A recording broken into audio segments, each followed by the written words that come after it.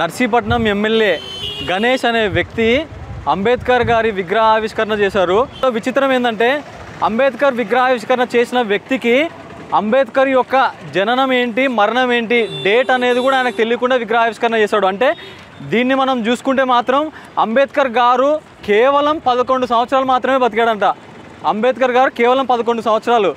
ఇదే గణేష్ ఒక ఎమ్మెల్యేగా ఉంటూ ఆయన ప్రమాణ స్వీకారం చేసేటప్పుడు స్వయాన అంబేద్కర్ రచించిన రాజ్యాంగం మీద ప్రమాణం చేస్తూ ఇదే గణేష్ ఒక ఎమ్మెల్యేగా ప్రమాణ స్వీకారం చేసిన వ్యక్తి ఇదే అంబేద్కర్ రచించిన అంబేద్కర్ యొక్క జననం ఏంది, మరణం ఏంది అన్ని డేట్లు కూడా తెలియకుండా విగ్రహావిష్కరణ చేయడం చాలా అవమానకరం అండి.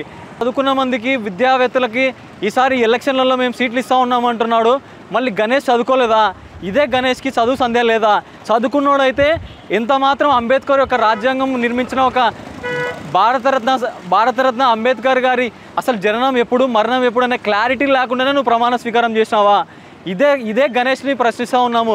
గణేష్, నువ్వు నిజంగా చదువుకున్న వ్యక్తివి అయితే ఈ ఎలక్షన్లో సీటు ట్రై చేస్తూ ఉన్నావే.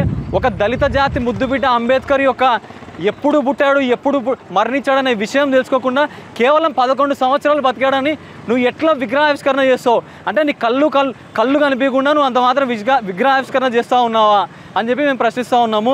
వెంటనే ఈ గణేష్ అనే వ్యక్తి ఇదే అంబేద్కర్ గారి విగ్రహం దగ్గర బహిరంగ క్షమాపణ చెప్పి ఆయన కాళ్ళు మొక్కాలి. ఎందుకంటే ఈరోజు రాజ్యాంగం నువ్వు ఎప్పుడైతే నువ్వు చేయబెట్టి ప్రమాణ స్వీకారం చేస్తున్నావో ఆ రాజ్యాంగం రచించిన వ్యక్తి అంబేద్కర్.